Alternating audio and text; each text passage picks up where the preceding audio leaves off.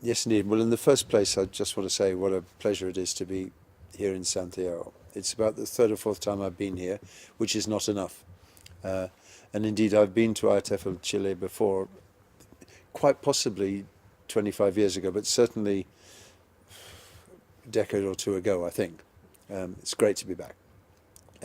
In my talks, there are two talks. One thing I'm going to talk about is it's called Back Between the Covers, because in the recent past I've been involved in coursebook writing as part of a team, and it's been fascinating to go back and see what that means in 2016, because we have, for example, huge doubts about the grammar syllabus, which my friend and colleague Scott Thornbury was talking about this morning.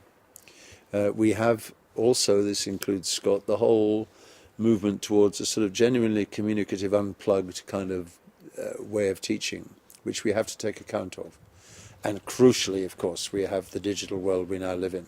And the question then is whether course books, for example, have any relevance. I think they do, but I'm going to talk about how to make them relevant and how in 2016 you can't keep students within the covers of a book, or indeed within the walls of a classroom. You have to let them explore online. You have to involve them in the digital world. You have to make them their own kind of online explorers of English. And that feeds into my second talk, which is called The Grammar Catchers.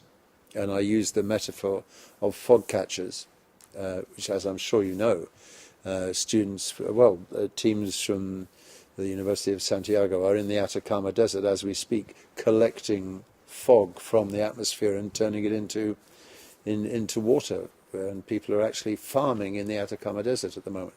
And that's a wonderful metaphor about how students can, if you like, catch grammar from the air, from the language fog around them, and we're going to talk about that. And as well, and hugely excited about this, I'm going to do an excerpt from a show I have at the moment called Shakespeare and Other Folk, because I've set some Shakespeare songs to music. And as you know, I'm sure we're commemorating the 400th anniversary of Shakespeare's death, and so all over the English-speaking world, we're talking about Shakespeare and his contribution to then and now and the future. So that's why I'm here.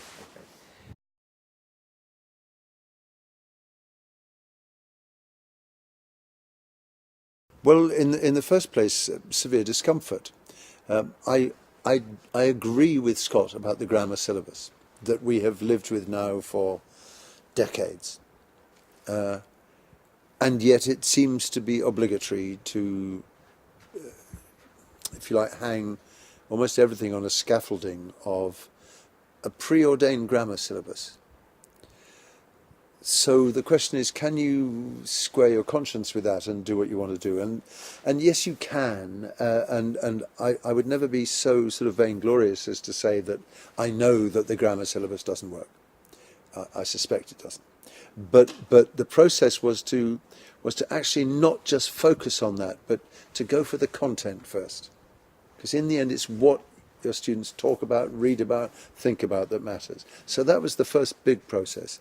And then the other reason, and it's the reason why I agreed to join the team, is because when I met the other people and heard what they were talking about, I liked it. So, and I don't want to sort of launch into a book commercial, but there are certain aspects which I really like. For example, we say that the most important thing that students bring into the classroom is themselves. So that a lesson has to start with, we call it you first. You know, and you have to get students up and talking to each other. Crucially, you have to get students to think about what they're doing. And we pay a lot of attention to memory, the fact that good language learners remember things, so we try and train them to remember things. And I could go on for hours, but two particular aspects which I've touched on already. One is, if you give students good content, and in 2016, most of that is authentic content, then you can't just say, read this text and it's all over. You have to be able to say, read this text, you're interested? Well, go and explore online, find out more, bring us back more stuff. What else can you find out? And I'm very happy for students to do that in class, either on their own devices or maybe gathered around a screen.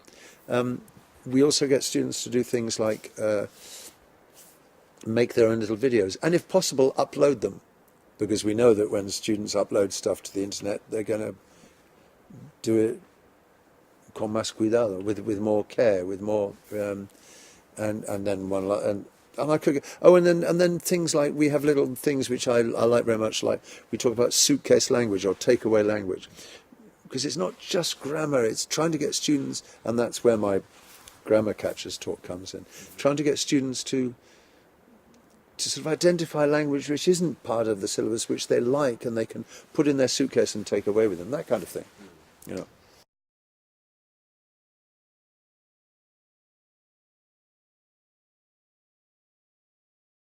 In the first place, I think they create a level playing field where people interact. There aren't any native speakers on Facebook. There are people who post in languages. And it doesn't seem to matter. I don't know about you, but I mostly post in English, but I post in, perfectly happy to comment in Spanish and stuff like that. Where, yeah, I mean, I'm not a native speaker of Spanish, but it doesn't worry me very much. It's also the fact that there's a conversational level of intimacy on Facebook, which is really, really attractive. Funnily enough, in this technological age, the two most interesting things I've seen this year, almost, were two poster presentations at a conference in Athens. And the one was an Iranian teacher of English, and the other was a Russian teacher of English working in Turkey. And they were both using WhatsApp and showing how they use it for teaching. And I really like that, because they're taking a piece of technology which is not, it's not fancy technology, it's not a specially designed app or a massive computer program. It's just teachers using their heads and taking absolutely straightforward technology that everybody uses. And if you like, appropriating it and bringing it into their teaching. And that seems to be a model for teaching, always has been, even when you and I started. Well, you started quite a long time after me, but you know, we've been around for quite a long time. And what good teachers have always done is looked at the world around and seen what can you bring in and use. And I know teachers. I was in Indonesia, a teacher using Facebook, having a closed Facebook group with her students and having a really good time with that, and using it sensibly. So I think, I mean, being a teacher in 2016 is just so much richer than it was in 1986, I think.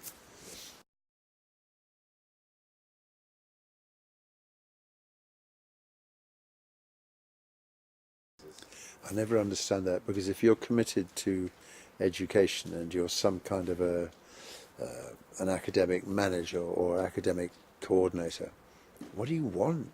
You want your teachers to be sort of buzzy and full of beans, because when they are, they're better teachers. You know, and I'm often asked, as I'm sure you are, people ask you questions like, what's the most important quality that a teacher should have?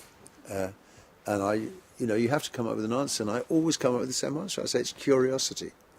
Because teachers who are curious and interested, and, means that even at this kind of age, you can still really enjoy what you're doing and find it fascinating and interesting. So I would make sure my teachers were able to sustain that curiosity and be a bit difficult and adventurous and so on and so forth. So CPD is just a kind of, how could you be a teacher, especially a teacher, without that kind of intense curiosity about everything around you and what other people are doing.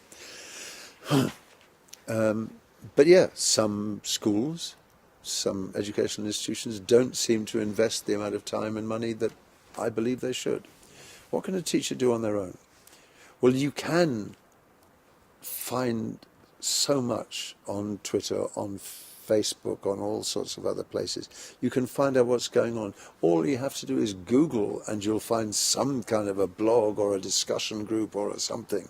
And if you can incorporate yourself, and you go to YouTube and there are videos of people doing things and talking about things and so on and so forth. And it would have been so much more difficult if you'd asked me that question 25, 30 years ago. But you can do that. However, it's asking an awful lot to expect people to be that motivated on their own. And that's why something like IATEFL Chile is so important, and any offshoots of it, and because what do you notice in this hall? You get all these people coming in here, and instantly there's a sense of togetherness. There's a sense of, yeah, well, you work in that school, she works in that school, but we're united. We can work together and talk with each other, and the workshops that are going on now, smaller ones, where real discussion will be taking place. There's nothing better. And if teachers, I know it's expensive to come from the very south, and of course it is, but if you can do that, it's brilliant. And a little plug, if I may, for my IATEFL. Well, it's your IATEFL. It's all of it is the UK IATEFL. We have our big annual conference, which of course is bigger than IATEFL Chile. But the really brilliant thing that's happened in the last few years is that whole chunks of that conference are live streamed, and for at least a year afterwards, so many of the sessions are available to watch and listen to online. It's free. It's fantastic. So there are things you can do, but there is no better form of teacher development than getting a bunch of teachers in a room together. There's nothing better than that.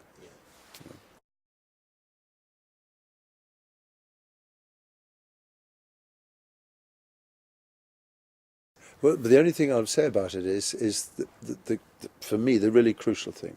So quite a few years ago now, I was approached to see whether I would be a tutor, an online tutor, on an MA. That's the MAT still at the new school. And I didn't particularly want to do it because, but I sort of felt I had to, because if you want to continue to be an educator, you've got to be in the El Mundo Actual. You've got to be in the sort of real contemporary world, and so I signed up somewhat nervously to do something I'd never done before, which is to teach online.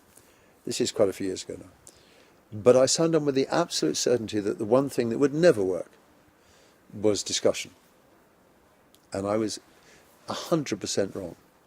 Because some of the discussions I have with my students online are some of the best discussions I've ever had. There are about 3 or 4 reasons for this, I believe. One is the platform we use, which is very convenient and usable. Ours is called Canvas, but there are others. That's the first thing. Second thing is over a 2-week period they'll have about 3 discussion topics.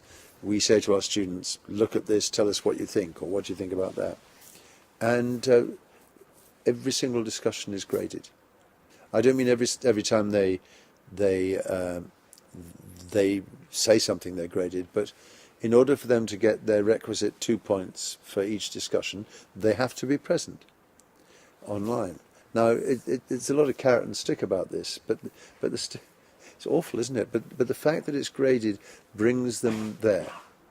But then what happens, which really is extraordinary, is that because it's not synchronous, it's not in real time, because some of our students are in Asia, some are in America, some are in Latin America, they're all over the place.